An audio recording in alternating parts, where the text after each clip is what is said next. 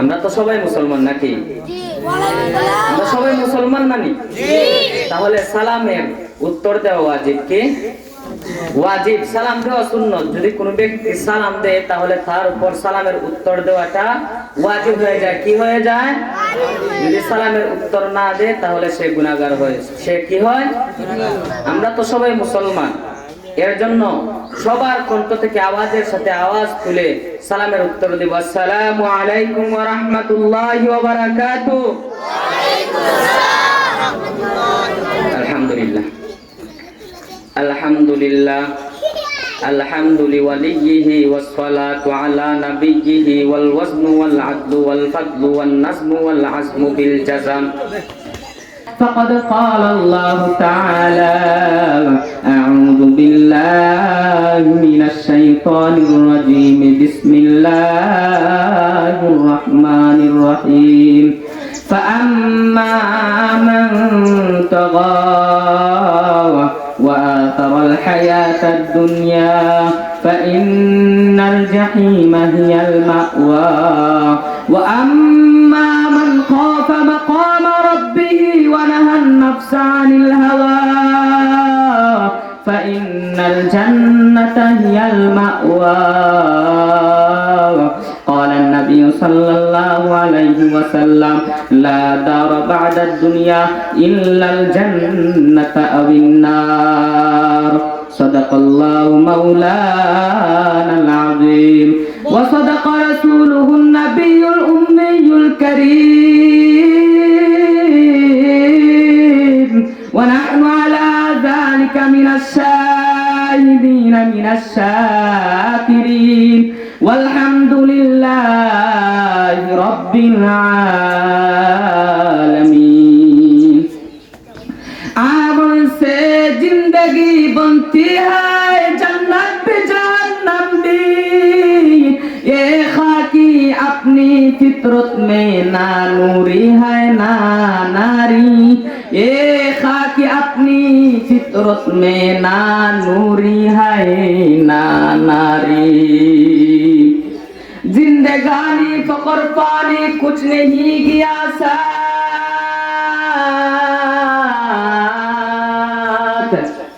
जिंदगानी फकर पानी जो कुछ जाएगा तेरे साथ वो है तेरी नेकामल। अल्हम्दुलिल्लाह আল্লাহ পাক রব্বুল আলামিন কাছে শুকরিয়া আদায় করছি। সর্বপ্রথমই বলতে চাই এবং ধন্যবাদ দিতে চাই যে গনিপুর জামিয়া মসজিদ এক কর্তৃক আয়োজিত বার্ষিক ওয়াজ মাহফিলের সম্মানিত সভাপতি সাহেব এবং আমার উস্তাদ সমিতুল্য হযরত মাওলানা আতাউর রহমান সানি দামাত বারাকাতুহু আলিয়া হুজুরের নেক হায়াত কামনা করে জুড়ে বলেন আমিন। আর জুড়ে আমিন। সম্মানিত হাজিরিন, আমি অযোগ্য নালায়েক এক ব্যক্তি। আল্লাহ পাক রব্বুল আলামিন যদি আমাকে সাহস দান করেন তাহলে কয়েকটি কথা বলবো নিজে আমল নিয়ে এবং আপনাদেরকে আমল করা নিয়ে। আপনারা শুনতে রাজি আছেন? রাজি আছেন? জোরে বলেন রাজি আছেন? আলহামদুলিল্লাহ। এর জন্য আমরা বয়ানের পূর্বে সর্বপ্রথমে মহান রব্বে কারীম কে রাজি এবং খুশি করার নিয়তে শুকরিয়া আদায় করব। এমন ভাবে শুকরিয়া আদায় করব যাতে মহান রব্বে কারীম খুশি হয়ে যান। আওয়াজের সাথে আওয়াজ মিলিয়ে কণ্ঠের সাথে কণ্ঠ মিলিয়ে চিৎকার দিয়ে শুকরিয়া আদায় করে বলি আলহামদুলিল্লাহ। আমরা মুসলমান, আমরা এখন যারা বসে আছি সবার মুখ থেকে শুকরিয়া আদায় করা হয় নাই। আজকে দেখবেন যদি কোনো বুটাবুটি হয় দেখবেন আমার ভাই তোমার ভাই অমুক ভাই অমুক ভাই হয়ে বলা ভাঙ্গিলায়, ঠিক কিনা? ঠিক কিনা? কিন্তু আমরা তো আল্লাহ পাক রব্বুল আলামিনের বান্দা, আমরা তো আল্লাহ বানাইছেন। আল্লাহর শুকরিয়া আদায়, আল্লাহর নিয়ামতের শুকরিয়া আদায় কিলা করতাম? জুড়ে না বসতে, জুড়ে না বসতে পৌঁছায়। আমরা আওয়াজের সাথে আওয়াজ মিলিয়ে শুকরিয়া আদায় করি, বলি আলহামদুলিল্লাহ। আরো জুড়ে চিৎকার দিয়ে যাতে গনিপুরের মঞ্চ হয়তো না আজকে ওয়াজ লাগছে দিনে দুপুরে হয় আলহামদুলিল্লাহ। আচ্ছা আপনারা বলেন তো আমাদেরকে বানাইছে কে? আরো জুড়ে বানাইছে কে? আজকে আমরা মাহফিলে আসছি, এই মাহফিলে আসার তৌফিক দান করেছে কে? আমি যে কথা বলতেছি এই কথা বলার তৌফিক দান করেছে কে? সম্মানিত হাজিরিন, আজকে এই মাহফিল হইতেছে এটার তৌফিক দান করেছে কে? আল্লাহ। আমরা আল্লাহকে বিশ্বাস করি। তো আমাদের যা কিছু ঘটবে, যা কিছু হবে, সবকিছুই তো কে? আল্লাহ। সবকিছুতেই কে? আল্লাহ। সম্মানিত হাজিরিন, শুকরিয়া আদায় মানুষ এমন, এখন তো সমাজ এমন হয়ে গেছে, মুসলমান এমন হয়ে গেছে শুকরিয়া আদায় করতে জানে না। যদি একটু গরিব হয় আরো বলে আল্লাহ আমারে গরিব বানাইছেন, ওই মুখে বেটারা ধনী বানাইছেন। ঠিক কিনা? হয় কিনা? হয় কিনা? আপনারা সুনামগঞ্জ যাননি? যান, দেখবেন শুক্রবার আসলে অথবা যে কোনো দিন আসলে সুনামগঞ্জ দেখবেন ফকির লেংরা লুল্লা রাস্তার মধ্যে বসা থাকে কি থাকে না? থাকে কি থাকে না? যদি আল্লাহ তোমার গরিব না বানাইয়া যদি একটা ঠেং না দিতে কিতা হইল নে, চলতা পাল্লাই নে, চলতা পাল্লাই নি। যদি চেহারা সুন্দর না বানাইতা মানুষের কাছে অবহেলা হইল নি, অবশ্যই হইল নে। এর জন্য যার যে জায়গায় দেখা শুকরিয়া আদায় করব, বলে আলহামদুলিল্লাহ। সম্মানিত হাজির, আল্লাহ পাক রব্বুল আলামিন বলতেছেন কোরআনের মধ্যে, ফাযকুরুনি আযকুরুকুম ওয়াশকুরুলি ওয়ালা তাকফুরুন। আল্লাহ পাক রব্বুল আলামিন বলতেছেন, ফাযকুরুনি, ওরে আমার মায়ের বান্দারা, যদি তোমরা আমার শুকরিয়া আদায় করো, ওয়াশকুরুলি, এবং আমার নিয়ামতের শুকর আদায় করো, আমি আল্লাহর জালালিয়াতের কসম, আমি তোমাদেরকে স্মরণ করব, আমি তোমাদের ধন সম্পদ বাড়িয়ে দিব। বলেন না সুবহানাল্লাহ। ওরে আমার মায়ের বান্দা, আজকে দেখা যায় আল্লাহকে স্মরণ করে না, আল্লাহ যে নিয়ামত দিয়েছেন এই নিয়ামতের শুকরিয়া আদায় করে না। আল্লাহ পাক রব্বুল আলামিন যা দিয়েছেন এইসবের উপর অসল অবিচল থেকে শুকরিয়া আদায় করে না। বলে আল্লাহ আমারে গরিব বানাইলা, আল্লাহ আমারে ধন সম্পদ বানাই দিলা না, অমুক 200 কোটি টাকার মালিক, অমুক 10 লাখ টাকার মালিক, আমি 500 টাকার মালিক না। এরকম শুকরিয়া, এরকম নিয়ামতের শুকরিয়া আদায় যারা করো, আমার ওস্তাদ তাদের জন্য শুনে না।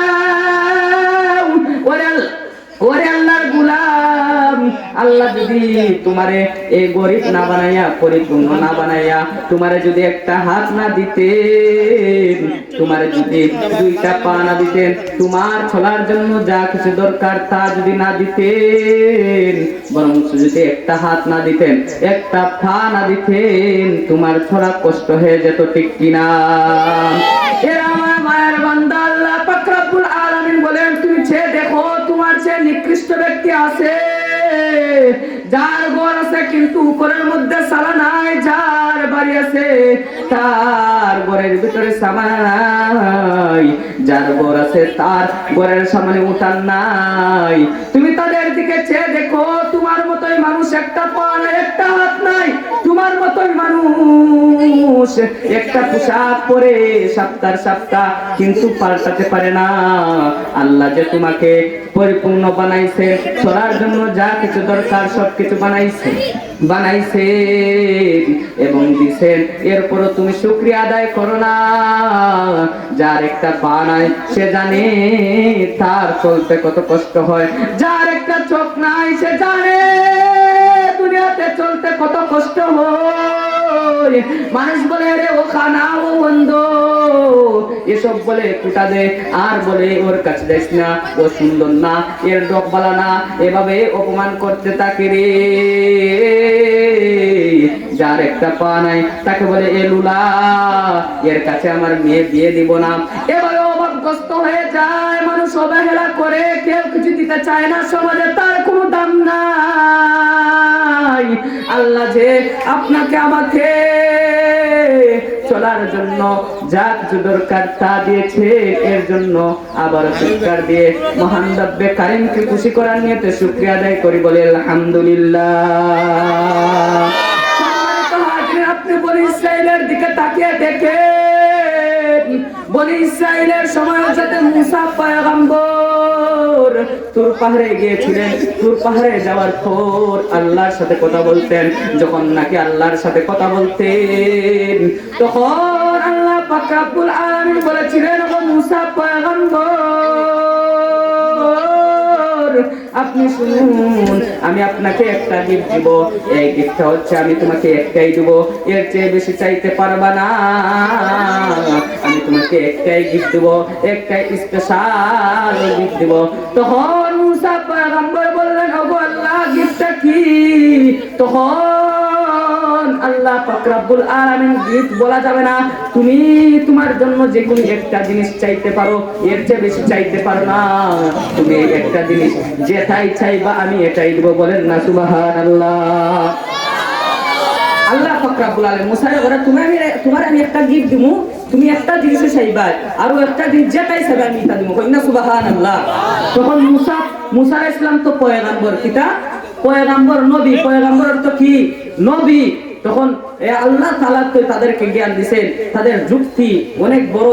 আল্লাহ তাআলার মাধ্যমে তিনি বলতেছেন, যেহেতু আপনি আমাকে একটা গিফট দিবেন, আমি বলতে চাই, ওগো মহান রব্বে কারীম, আপনি যদি মুসা হইতেন, অর্থাৎ আমি হইতেন, আর আমি যদি আপনার জায়গায় থাকতাম, অর্থাৎ আমি যদি আল্লাহ চাইতাম, আল্লাহ হইতাম, তাহলে আপনি আমার কাছে কি চাইতেন? বলেন না সুবহানাল্লাহ। বুঝতে পারছেন কথা? মুসা পয়গম্বর বলতেছেন আল্লাহরে, যে আমি যদি আল্লাহ হইতাম আর আপনি যদি মুসা হইতেন, তাহলে আপনি আমার কাছে কি চাইতেন? আপনি যেহেতু বলেছেন একটা গিফট চাইতাম, তা আপনি আমার কাছে কি চাইতেন যদি আমি আল্লাহ হইতাম? তখন আল্লাহ পাক রব্বুল আলামিন বলেছে, ওরে মুসা পয়গম্বর, এটা কখনো সম্ভব না। আমি কখনো মুসা হইব না, তুমি কখনো আল্লাহ হইতে পারবে না। তখন মুসা পয়গম্বর ডাক দিয়ে বলেন, ও রব্বে কারীম, জানি তো আপনি আমাদেরকে বানাইছেন, আপনি আমাকেও বানাইছেন, এই পৃথিবীর মধ্যে যা কিছু আছে সবকিছুই বানাইছেন। এরপর আমি আপনাকে বললাম, যেহেতু আপনি আমাকে একটা জিনিসই দিতে চান, এর জন্য আমি বলছি, যদি আমি আল্লাহ হইতাম তাহলে আপনি আমার কাছে কি চাইতেন? তখন আল্লাহ পাক রব্বুল আলামিন বলতেছেন, ওরে মুসা, শুন শুন, আমি যদি তোর জায়গায় থাকতাম, তাহলে আমি তোর কাছে সুস্থতার নিয়ামত চাইতাম। বলেন না সুবহানাল্লাহ। আপনারা বলেন তো, সুস্থতা যদি আপনার শরীরের ভিতরে না থাকে, তাহলে পড়তে মজা লাগবে কি লাগবে না? সুস্থতা যদি না থাকে, তাহলে কোনো কিছুই ভালো লাগবে না। শ্বশুর বাড়ি যাইতেও মজা লাগবে না, বাইক চালাইতেও মজা লাগবে না, খাইতেও ভালো লাগবে না। আপনার স্ত্রী যদি ভালো গরুর গোশত রান্না করে অসুস্থ যদি হন, তাহলেও খাইতে ভালো লাগবে না, ঠিক কিনা? এরে মায়ের বান্দা, আল্লাহ পাক রব্বুল আলামিন কি সুন্দর করে মেসেজ দিতেছেন, ও মুসা, যদি আমি তোমার জায়গায় থাকতাম তাহলে সুস্থতার নিয়ামত চাইতাম, কারণ সুস্থতার নিয়ামত হচ্ছে আর কোন নিয়ামত বড় হইতে পারে না। বলেন না সুবহানাল্লাহ। এবার এমন মানুষ আছে সুস্থতার জন্য কোটি কোটি টাকা ব্যয় করে কি করে না? অবশ্যই করে। আপনারা আমার সাথে কথা বলেন, কথা না বললে আমার ওয়াজ লাগবে না। অর্থাৎ আপনারা যদি আমার দিকে ধ্যান না দেন, তাহলে আমি ভালো করে ওয়াজ করতে পারবো না। মূল কথা হচ্ছে আপনারা বুঝতে হবে, তাহলে আমি কথা বলতে পারবো। এর জন্য বলতেছি, ভাইরা আমার, এমন মানুষ আছে যে তাদের ক্যান্সার, কিন্তু কোটি কোটি টাকা ব্যয় করে এই ভালো হওয়ার জন্য। এমন মানুষ আছে টিউমার, কিন্তু কোটি কোটি টাকা ব্যয় করে, ঠিক কিনা? কিন্তু আপনাকে আমাকে আল্লাহ পাক রব্বুল আলামিন এত কোটি টাকা ব্যয় না করে সুস্থতা রেখেছেন, বলেন তো এটা বড় নিয়ামত কি নিয়ামত না? আপনারা বলেন, বড় নিয়ামত কি নিয়ামত না? এর ভাই, অসুস্থতার কারণে এমন মানুষ আছে বিছানা থেকে উঠতে পারতেছে না, কিন্তু আপনি আমি তো মজলিসে চলে আসি। আপনি হাসপাতালের দিকে তাকিয়ে দেখেন, অসুস্থতার কারণে তারা হাঁটতে পারে না, বইতে পারে না, হসপিটালের বেডে আছে কিনা। এর জন্য আবারও আল্লাহকে রাজি এবং খুশি করার নিয়তে শুকরিয়া শুকরিয়া আদায় করি বলে আলহামদুলিল্লাহ। আবার ঘুরে বলি সবে সবে শুকরিয়া আদায় করেন বলেন আলহামদুলিল্লাহ, বলেন আলহামদুলিল্লাহ। বাইরে আমার আল্লাহ খুশি হয়ে যান। জানেননি একটা সুসংবাদ, যদি কোনো বান্দা জমিনে আলহামদুলিল্লাহ বলে তাহলে জান্নাতে তার জন্য একটা বাড়ি হয়, বলেন না সুবহানাল্লাহ। আলহামদুলিল্লাহ বললে জান্নাতে একটা বাড়ি হয় তার জন্য, তার নাম লেখা থাকে। যেমন আব্দুল আলী আলহামদুলিল্লাহ বলছে, তার জন্য জান্নাতে একটা ঘর বানানো হয়, বলেন না সুবহানাল্লাহ। আর সুবহানাল্লাহ বললে জানেন কি হয়? একটা গাছ তার নামে বরাদ্দ হয়ে থাকে জান্নাতে, বলেন না সুবহানাল্লাহ। যাই হোক, আমার তেলাওয়াতকৃত আয়াত ছিল সূরা নাজিয়াতে, কয়েকটি আয়াত তেলাওয়াত করেছিলাম। আমি এদিকে চলে গেছে গিয়ে ওয়াজের মধ্যে ওয়াজ বেড়ে গেছে, সময় অতি অল্প, আমি আর এদিকে যাইতে চাইতেছি না। আমি আপনাদেরকে বুঝাইতে চাইছি যার যে অবস্থান আছে ওই অবস্থান থেকে শুকরিয়া আদায় করা দরকার, শুকরিয়া আদায় করা দরকার। কি আদায় করা দরকার? শুকরিয়া আদায় করা দরকার। কাউকে আমাদের দেখার টাইম নাই। ওই তো আল্লাহ পাক রব্বুল আলামিন আমাকে দিচ্ছেন না, কিন্তু আল্লাহ পাক রব্বুল আলামিন এমন হইতে পারে কাল কিয়ামতের দিন অর্থাৎ জান্নাতে আমার জন্য রেখেছেন। আরে ভাই, দুনিয়াতে গরিব আপনি চিন্তা করেন কেন? দুনিয়ার ধনীর থেকে আপনি 500 বছর আগে জান্নাতে যাবেন, বলেন না সুবহানাল্লাহ। আপনি হয়তো ভাবতেছেন যে আল্লাহ গরিব বানাইছেন, হে কষ্ট করে ফালাই দিছেন। আরে না, কষ্ট না, প্রকৃত কষ্ট তো কাল কিয়ামতের দিন যখন ধনীদের প্রত্যেকটা সম্পদ ক্ষয় ক্ষয় করে হিসাব দিতে হবে, ঠিক কি না? কিন্তু আপনি আমি কি বলবো, আল্লাহ যেমন বলবে হে আব্দুল আলী সম্পদের হিসাব দে, আপনাকে আল্লাহ কিতা কই দুনিয়ার তো সম্পদে দিছেন না, এই নুন আনতে পান্তা শেষ আর পান্তা আনতে নুন শেষ, খালি পানি ভাত খাইতে খাইতে শেষ, এখন কিতা হিসাব দিতাম? আপনি তো আমার দুনিয়ার সুখাই দিছেন না, এখন কে হিসাব দিবা? তখন ফেরেশতাকে আল্লাহরে কইব, ও আল্লাহ আপনার বান্দারে বলে আপনি সম্পদ দিছেন না, তারা বলে নুন আনতে পান্তা শেষ আর পান্তা আনতে নুন শেষ, কষ্ট করছে গো আল্লাহ। তখন আল্লাহ পাক রব্বুল আলামিন বললা, এরাই ছিল আমার মায়ের বান্দা, এই নুন আনতে পান্তা শেষ পান্তা আনতে নুন শেষ এসব খাওয়ার পরে শুকরিয়া আদায় করছে, তাদেরকে তাড়াতাড়ি জান্নাতে পাঠিয়ে দে, বলেন না সুবহানাল্লাহ। বড় অফার দুনিয়াতে। আমরা কেউ তাকমুনি তাকমুনি আওয়াজ করেন তাকমুনি। যদি দুনিয়া থাকতে তাহলে আমি বলতাম দুনিয়ার সম্পদ দরকার ছিল, কিন্তু দুনিয়ার সম্পদ তো এই কয়দিন ভাই।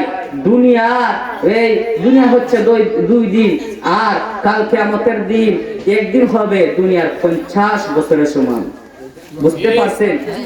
50 বছর। আপনি এই 50 বছর বাঁচতে পারি? গ্যারান্টি নাই, গ্যারান্টি নাই। যদি আপনার মনে লাগে তাহলে আল্লাহর শুকরিয়া আদায় করতে হবে এবং নেক আমল করতে হবে। যাই হোক, আমি আপনাদের সম্মুখে পবিত্র কালামুল্লাহ শরীফ থেকে কয়েকটা আয়াত তেলাওয়াত করেছিলাম এবং এর সাথে সাথে আকায়ে নামদার তাসদারে মদিনা সাইয়্যিদুস সাকানাইন সাইয়্যিদুল কাউনাইন সাইয়্যিদুল মুরসালিন শাফিউল উম্মাহ নবীর উম্মাহ হযরত মুহাম্মদ মুস্তাফা সাল্লাল্লাহু আলাইহি ওয়াসাল্লাম লক্ষ হাদিসের ভান্ডার থেকে একটি ছোট্ট হাদিস বর্ণনা করেছি। যদি মহান রব্বে কারীম আমাকে তৌফিক দান করেন তাহলে এই আয়াত এবং হাদিসকে সামনে রেখে কয়েকটি কথা বলবো। আপনারা শোনার ইচ্ছা আছে নি নাই? আছে না নাই? আপনারা আমার কথা বুঝেননি? ছোট মানুষ ভুল হয়ে ক্ষমা করে দিবেন। এখন আপনাদের সন্তানের সমান, ঠিক কিনা? ঠিক। এর জন্য আমি সরাসরি সময় অতি অল্প, সরাসরি তেলাওয়াতকৃত আয়াতের দিকে চলে যাইতেছি। অতবিল ওয়াজ করছি বাইরে। এখন আমার মূল আইছি যে তেলাওয়াত আয়াত করছিলাম, আমার মূল উদ্দেশ্য শুকরিয়া আদায় ছিল না, মূল উদ্দেশ্য সূরা নাজিয়াতের কয়েকটা আয়াত তেলাওয়াত করেছিলাম, এই দিকে ছিল। যাই হোক, আমার তেলাওয়াতকৃত আয়াতের মধ্যে আল্লাহ পাক রব্বুল আলামিন বলেন ফাআম্মা মান তাগা, অর্থাৎ আগে বলে দেই, এই ভূমিকা বলে দেই। আমি যে তেলাওয়াত করেছি এই আয়াতের মধ্যে আল্লাহ পাক রব্বুল আলামিন দুইটা ওয়াজ করেছেন। কয়টা ওয়াজ করেছেন? পৃথিবীর মানুষদের অর্থাৎ আপনাকে আমাকে দুইটা ওয়াজ করেছেন। একটা হচ্ছে জান্নাতি, একটা হচ্ছে কি জান্নাতি, আরেকটা জাহান্নামী। আরেকটা কি? জাহান্নামী। আল্লাহ পাক রব্বুল আলামিনের মধ্যে বলতেছেন যে যারা নেক আমল করবে, দুনিয়ার জীবনকে প্রাধান্য দিবে না, ওই ব্যক্তি যাবে জান্নাতে। আর যে দুনিয়ার জীবনকে প্রাধান্য দিবে ওই ব্যক্তি যাবে জাহান্নামে। ওই ব্যক্তি কই যাবে? জাহান্নামে। যাই হোক, আমার তেলাওয়াত আয়াতের মধ্যে আল্লাহ পাক রব্বুল আলামিন বলেন ফাআম্মা মান তাগা, যে ব্যক্তি সীমা লঙ্ঘন করবে, ওয়া আতাল হায়াতাদ দুনিয়া, যে ব্যক্তি দুনিয়ার জীবনকে প্রাধান্য দিবে, দুনিয়ার জীবনকে সবকিছু মনে করবে, কইব যে আমার দুনিয়ার টাকা পয়সায় বড়, দুনিয়া শুধু করে। অর্থাৎ মানুষ একজন মারা গেলে তার ভিতরে বই ঢুকে না, সে একদিন মারা যাবে। এমন মানুষ আছে কি নাই? আছে কি নাই? এমন মানুষ আছে টাকা পয়সা পেতে পেতে ধন ভান্ডারের মালিক হতে হতে তার ভিতর কালো হয়ে গেছে, গুনাহ করতে করতে তার যে একদিন মরা লাগবে সেটা সে ভুলে যায়। যদি কোন মসজিদের জন্য চাঁদা তুলতে যায়, যদি কোন মাদ্রাসার জন্য কোন চাঁদা তুলতে যায়, তাহলে বলে কিসের মসজিদ আপনারা বলবেন খের টাকা দিতাম, খের দিতাম, এসব বলে কি বলে না। এর জন্য ভাই যারা দুনিয়ার জীবনকে প্রাধান্য দিবে সেই ব্যক্তি যাবে ফাইনাল জাহিমা হিয়াল মাওয়া, ওই ব্যক্তি যাবে জাহান্নামে। ওই ব্যক্তি কই যাবে? জাহান্নামে। যে ব্যক্তি সীমা লঙ্ঘন করবে এবং এই দুনিয়ার জীবনকে অগ্রাধিকার দিবে ওই ব্যক্তি যাবে জাহান্নামে। আর আল্লাহ পাক রব্বুল আলামিন বলতেছেন যে আম্মা মান খাফা মাকামা রাব্বিহি ওয়া নাহান নাফসা আনিল হাওয়া, যে ব্যক্তি দুনিয়ার জীবনকে প্রাধান্য দিবে না, আমার পক্ষান্তরে আমার আল্লাহর সামনে দাঁড়ানোর ভয় করবে, আল্লাহর সামনে বলবে যে কিয়ামতের দিন আল্লাহর সামনে আমার দাঁড়াতে হবে, আমল সম্পাদন করতে হবে, হিসাব দিতে হবে, যৌবনের হিসাব দিতে হবে, বুড়োকালের হিসাব দিতে হবে, ধন সম্পদের হিসাব দিতে হবে, সময়ের হিসাব দিতে হবে, এই সব চিন্তা করে সে গুনাহ থেকে বিরত থাকে এবং মহান রব্বে কারীমকে স্মরণ করে যে কাল কিয়ামতের দিন আমার আল্লাহর সামনে দাঁড়াতে হবে, দণ্ডায়মান হতে হবে, ওই ব্যক্তি যাবে ফাইনাল জান্নাতা হিয়াল মাওয়া, ওই ব্যক্তি যাবে জান্নাতে। কই যাবে? ওই ব্যক্তি কই যাবে? জান্নাতে। যে ব্যক্তি বয় করবে, দণ্ডায়মান হওয়ার বয় করবে, ওই ব্যক্তি যাবে জান্নাতে। যাই হোক, আমি আপনাদেরকে বলেছিলাম আপনারা বলবেন হুজুর সীমালঙ্ঘন কিভাবে করে? সীমালঙ্ঘন তো আমরা করি না, আমরা তো আল্লাহকে মানি, তাহলে আমরা সীমালঙ্ঘন করি না, আমাদের ভিতরে ঈমান আছে, আমরা দুনিয়ার জীবনকে প্রাধান্য দেই না। আমি বলতে চাই ও মুরব্বি চাচা আমার, ও কলেজের ছাত্র ভাইরা রে, আল্লাহ পাক রব্বুল আলামিন পৃথিবীর মানুষদেরকে বলতেছেন যে ব্যক্তি সীমালঙ্ঘন করবে, সীমালঙ্ঘন কারে কয়? কি করে হয়? যখন মুয়াজ্জিন আযান দেয় মসজিদের ভিতরে, হাইয়া আলাস সালাহ, হাইয়া আলাস সালাহ, ও মুসলমান, ও মুসলমান, তোমার জন্য তুমি নামাজের দিকে আসো, নামাজের দিকে আসো, নামাজের দিকে আসো, তোমার জন্য নামাজ ফরজ, আল্লাহ পাক রব্বুল আলামিন তোমার উপর 5 ওয়াক্ত নামাজ ফরজ করে দিয়েছেন, তুমি নামাজের দিকে আসো। তখন আল্লাহ পাক রব্বুল আলামিন বলতেছেন যে ব্যক্তিরা নামাজে আসে না, ওয়া আযারাল হায়াতাদ দুনিয়া, যে ব্যক্তি আযান শোনার পরও নামাজের ভিতরে আসে না, ওই ব্যক্তি দুনিয়ার জীবনকে প্রাধান্য দিলে, ওই ব্যক্তি কিসের জীবনকে প্রাধান্য দিল? দুনিয়ার জীবনকে প্রাধান্য দিল, ওই ব্যক্তি যাবে জাহান্নামে। যে ব্যক্তি নামাজ আদায় করবে না, সীমা লঙ্ঘন করবে, দুনিয়ার জীবনকে অগ্রাধিকারী দিবে। আর যে ব্যক্তি ওয়া আম্মা মান খাফা মাকামা রাব্বিহি ওয়া নাহান নাফসা আনিল হাওয়া, যে ব্যক্তি দাঁড়ানোর ভয় করবে, বলবে আমি তো আল্লাহর সামনে দাঁড়াতে হবে,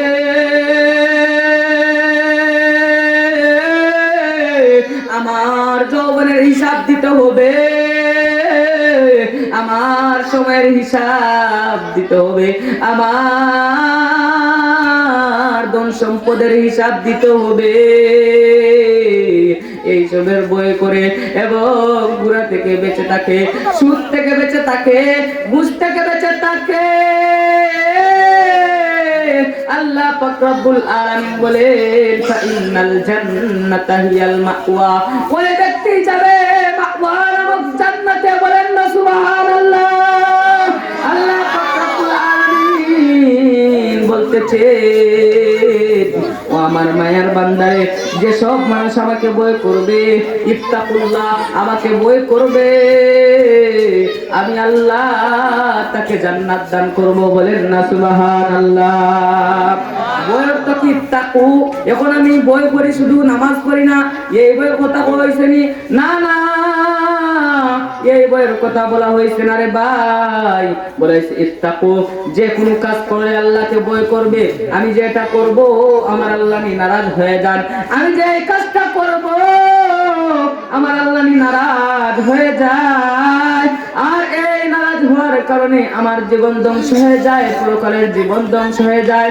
এর মানুষ দয় এই সব তো মানুষ চিন্তা করে না, দুনিয়ার দান্দায় মগ্ন, কাকে কিভাবে মেরে খাওয়া যায়, কাকে কিভাবে বিপদে পড়ানো যায়, কাকে কাকে কিভাবে ধ্বংস করা যায়, কার পিছনে কিভাবে লাগবো, এই চার দান্দায় পড়ে থাকে।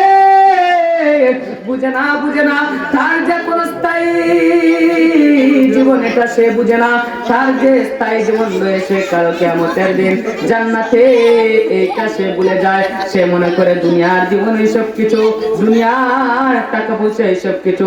তার যে মাথা মারা যায়, বাবা মারা যায়, তার ভিতরে একটু নাড়া দেয় না। হায় আমার তো একদিন কবরে যেতে হবে, আমার তো একদিন কাফনের কাপড় পরতে হবে, আমার তো একদিন মসজিদের পালকিটা আমার বাড়ির সামনে আসতে হবে, এইটা চিন্তা করে না। এ ভাই আমার কথা অন্যদিকে চলে যাচ্ছে, বোঝানোর জন্য বলতেছি। দুনিয়াতে মানুষ থাকে না, যখন আমি জাহিদ মারা যাব, তখন মারা যাওয়ার পর মানুষ বলবে জাহিদের লাশ ঘর থেকে বের করো, এ জাহিদ মারা গেছে, জাহিদের লাশটা ঘর থেকে বের করো। যখন নাকি এইসব বলার পর বাহিরে আনবে, কেউ যাইবে কাফন রেডি করতে, কেউ যাইবে কবর করতে, কেউ যাইবে বড় পাতা দিয়ে পানি গরম করতে, আর বলবে এই দেরি করিস না, দেরি করিস না, তাড়াতাড়ি গোসল দেওয়া, কবরে কবর দিয়ে আসে, জানাজার নামাজ পড়া ভালো, এই তাড়াতাড়ি করো, তাড়াতাড়ি করো। গোসল দেওয়ার পর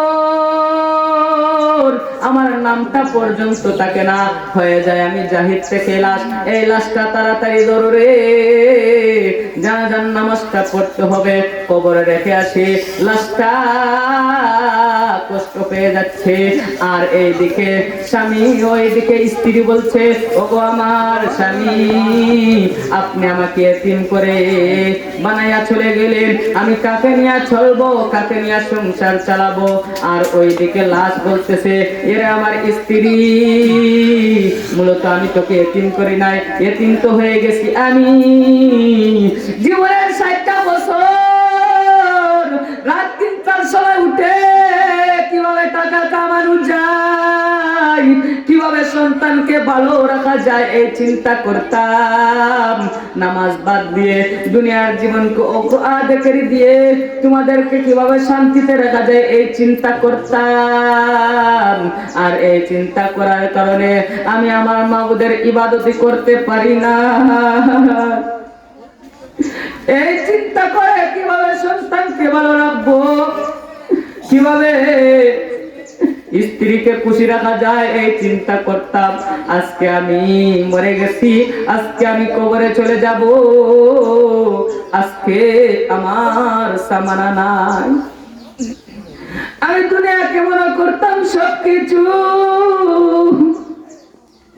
হুজুররা বলেছে মৃত্যুবরণ করতে হবে, তোমার কোন স্থায়ী জীবন দুনিয়া আর স্থায়ী জীবন জান্নাত।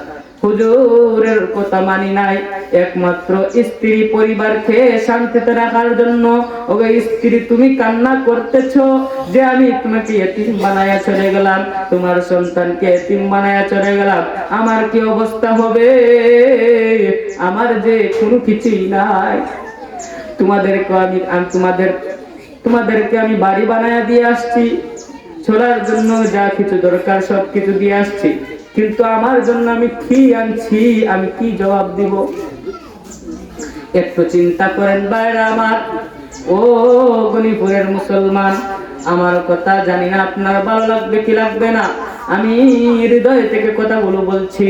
ও গণিপুরের মুসলমান, দুনিয়াতে কেউ থাকবে না, এর জন্য সীমা লঙ্ঘন করো না রে ভাই। দুনিয়ার জীবনকে অগ্রাধিকারী দিও না, তাড়াতাড়ি নামাজে ধরো, তোমার সন্তান কাল কিয়ামতের দিন তোমাকে চিনবে না, তোমার মেয়ে তোমাকে চিনবে না, তোমার ভাই তোমাকে চিনবে না, তোমার আত্মীয় স্বজন যা কিছু আছে কেউ তোমাকে চিনবে না। অথচ তুমি নিজে না খেয়ে সন্তানকে খাওয়াইছো, নিজে একটা আপেল আনছো, এই আপেলটা না খেয়ে সন্তানকে দিছো যাতে সন্তানের শরীরটা ভালো হয়, ঠিক কিনা? বলেন মুরব্বী চাচারা আমার, ঠিক কিনা? ঠিক।